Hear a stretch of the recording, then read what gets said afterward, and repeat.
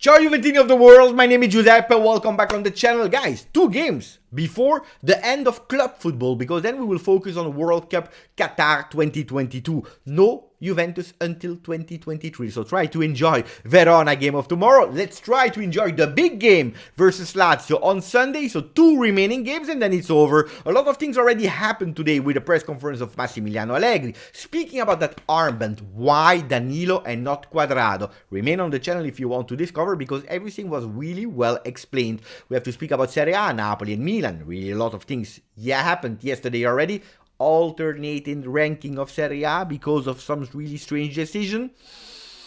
Let's speak about it, but also the Del Piero birthday. Alessandro Del Piero, icon, legend, the GOAT. He's celebrating 48 today. Remain on the channel, put a maximum of likes, subscribe to the channel if you want to. Let's try to reach 23, 24, 25,000 Juventini on the channel. How to do so? It's quite easy. Like. I repeat, like. That's the only thing that you have to do if you want to take part and support the channel. So if you want to like the video, and we start immediately with Gazzetta dello Sport. Fugona Napoli. What does that mean? Napoli running away. Frenatona. Milan, a big stop for Milan. 2-0 win for Napoli yesterday versus Empoli. 0-0 between Milan and Cremonese. Guys, yesterday I watched the 2 games and I was expecting some total other titles. Big titles. Napoli, non così. Napoli, not like that. Because yesterday they won and they unlocked the score with a really strange penalty on Osimhen. If you didn't see it, go on the Serie A YouTube and watch it, because it was really a strange rigorino, small penalty, a really small penalty, a dubious penalty that they were not giving to Milan, because in the same game yesterday, Milan-Cremonese, there was absolutely the identical penalty not given to Milan. And I'm asking myself, Napoli absolutely deserved first in Serie A, +8. They are leader. They will also finish the year 2022 being the leader of Serie A. Did they need that really strange decision? Why is Milan not receiving the same? Why is Juventus cancelled some really strange goals in fuorigioco, offside versus Salernitana, and so on and so on? Guys, since last year and this year, all the mistakes that happen in Serie A are really a lot. And a lot of time it's going towards the favor of one team. Last year it was Inter that didn't win the Serie A, the Scudetto. Last year it was Milan, luckily, because Milan deserved more than Inter. This year it's going towards Napoli. Do they really need this really strange decision? Do they really need to be the team in Europe with the most penalties? I don't know. I really don't know. I have some questions about what's happening. Really, Napoli didn't deserve it, but also it's the media. You know that I am someone that is opening Gazzetta dello Sport, Corriere dello Sport, to see how they are manipulating the people that are reading the first pages without entering the articles. Well, when it's Juventus, then it's big media. Juve, non così. Not like that. Juve helped. They received some help by the referees. Juve, blah blah blah blah blah blah blah blah. VAR, blah blah blah. Napoli, nothing. There is not a single word about it on the front page of Gazzetta dello Sport, but everyone was talking about it. If we go to Corriere dello Sport, they are using exactly the same strategy, not speaking about what happened yesterday, but they are focusing on something totally crazy, because they invented a new title after Champion of Italy, Serie A. After being the winter champions, that means 0, they invented a new title to celebrate Napoli. Campione dell'anno, champion of the year 22. What does that mean? It means totally nothing, showing the Napoli players celebrating. And yes, yesterday they deserved with 74% possession of the ball. Absolutely they deserved, but how? Why are they not speaking about it on the front pages? Anyway, it is what it is, and it is my rant. You know that I'm always speaking about it. I want to continue my rant, because when there was Juve-Milan press conference before the game, Massimiliano Allegri said, if you are missing 4 or 5 players, Inter or Milan, let's see if they will struggle or not. We lost versus Milan 2-0. We lost because they deserved, they were stronger, we were absolutely not good.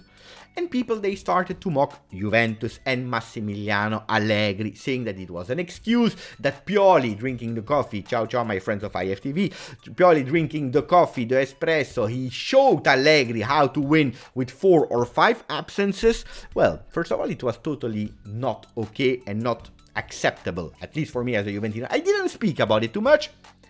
I shut up, I swallowed the pain, and I waited. I waited to expose the people that were mocking Juventus and Allegri at that time. First of all, because it was totally not correct. And Milan was missing 4 or 5 players, but Juventus was missing even more players that were not informed, so you can't compare. And then it was a single game where Milan was missing a few players, while Juventus is suffering from absence of players since the beginning of the season. Pogba played 0 games. Di Maria, we didn't see him. Paredes played a few games. We have so many players. Chiesa is still not back. He played a few 30 minutes here, 20 minutes here in the last 2 games that he was not there. So for me, it was not comparable. Now that Inter is struggling without Lukaku for a long period, without Brozovic for a long period, look where they are.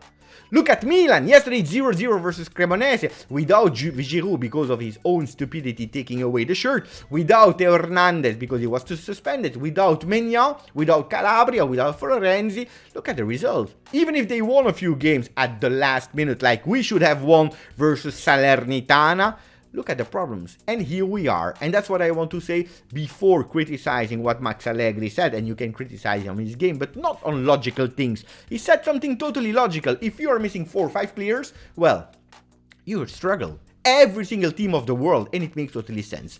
Let's go to the birthday of Alessandro Del Piero. I will not speak too much about it because we have other topics to speak, like the press conference of Massimiliano Allegri, but Alessandro Del Piero, my idol, my legend, and I want to say thank you. Grazie Alessandro Del Piero, because it's also, and especially thank you of you, that I became a Juventino, a football fan.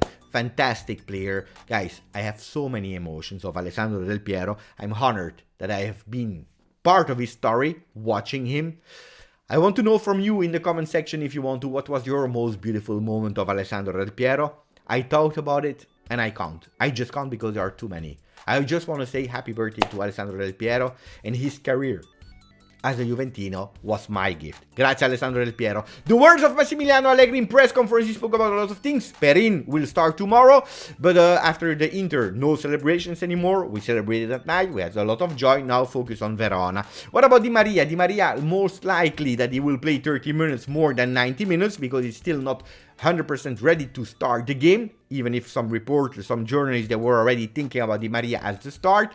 I don't believe so. If he starts, it means that he can play maybe 45, 50 minutes before being subbed. But Di Maria can't play the game in total. Vlahovic and McKennie and Chiesa are in doubt. Last test today for Vlahovic to understand if he can, yes or no, travel to Verona. We will discover it later today when the squad list will be out. The same for Chiesa. Chiesa is totally normal after a big injury as a ACL. You start UCL, we are eliminated. ACL, unfortunately, that's the injury of Chiesa. You start with a mega boost 1-2 games, and then you start suffering again, and it's totally normal. It makes part of the process. So let's see if Chiesa will travel or not to Verona, and then McKennie we have to check. Paredes will be there, Keane will be there, probably they will travel, but not sure if they will start, and not sure if they will even play any minute. What about Danilo? Danilo, vice captain. The story has been explained. We were all asking ourselves, what is the problem? Why is Danilo captain? What was the backstage story? Allegri said, I was feeling that Cuadrado was really nervous. With a lot of decisions taken by the referees, he was really nervous, protesting, also going to Bonucci and so on, and we decided to give him taking away that responsibility for him so that he could only focus on himself. Right decision by Allegri. Also, Cuadrado, he understood it and he said, I totally understand. Makes sense that it's Danilo that is taking that responsibility because it's a lot more relaxed at the moment. Alessandro, that should have been the third one in the list, he said, I have absolutely no problem. Chill for me, give it to Danilo. And that has been explained. Danilo, that will be the one that will play probably the most game as a starter, is a real vice captain today. The hierarchy has changed meanwhile. Leo Bonucci, he remains the captain number 1. The big question is, of course, how many times will he play? Yes or no? Vlahovic still struggling with groin pain. We spoke about it. And then another thing about the young players. Fagioli is doing well. Miretti as well. Miretti is one that already played 22 games with Juventus since last season. That's really a lot. 17, if I'm not wrong, 17 this seasons. and 5 last season. A lot for a 19 years old player at Juventus. But then he said also something important. Also, other young guys are doing really well ultimately. And we spoke about a lot of them even yesterday. We spoke about young players. But there is a player that finished in Tuttosport. We're speaking about Dragracca. Dragracca, the striker that was there with the tournée in USA. He could be there potentially if Vlahovic doesn't make it. He could be there and maybe having some minutes in the end of the game versus Verona. Attenzione, I'm just anticipating you because I'm sure it will not finish in the big pages. Well, speaking about injuries and all the players that we already missed 122 games. Players already missed 122 games in this season. There is a name that came back. It's Andreini. We already spoke about him. Andreini, that is the supervisor of all the different Juventus, from the first team until the kids, that is not there to manage, to discuss, to decide, but is actually working together to give an organization, a supervision. In the beginning of the season, that's how he was presented to us. We were all happy, even if he had no direction, not directive immediately management. Well, with all the injuries that we had, Juventus, they tried to accelerate his position and asking him to take the lead on that, putting Folletti a bit aside. He's doing it. Of course, you can't see the result from one day to the other, but the one that is that joined this summer as head of performances, he starts to be more and more active, and we will see the results of it already now, but especially after the World Cup. So let's continue, because that's the main topic that Arrivabene and Nedved and everyone at Juventus is talking about, reducing this injury to be able to compete with a normal Juventus squad after the World Cup. Speaking about one of the last topics of the video, what about the midfield? Well, Fagioli is there with fantasy, with technique, with the shot towards goal. Already 2 games as a starter, already 2 goals. Lecce started at half-time. Anyway, Lecce and Inter, what a goal. We have Miretti, Locatelli, the one that can do every single role, box to box on the left, box to box on the right. He can play as a regista. He continue to grow, and that's what we are asking to Locatelli, to continue to grow in that maturity. Then we have Rabiot, that is now the center of the project in the midfield, waiting also for Paul Pogba, the one that is now able to dream about these 10 goals in a season, what Allegri was asking for. What about the future of Rabiot? Well, some sources are saying that he has some chances to renew. Some other are saying absolutely not, because Rabiot will not go lower in salary request, and Juventus doesn't want to reach and meet the salary request of the Frenchman. And then there are 2 players that are a question mark, Paredes and Weston McKennie. Weston McKennie with some offers from Tottenham, even if they are denying it, it's a reality.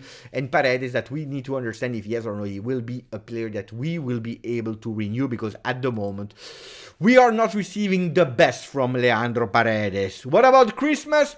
We are on the 9th of November, when Juventus, they decided to open the Christmas topic with some accessories like a sweater, the Christmas jumper that you can have on their site.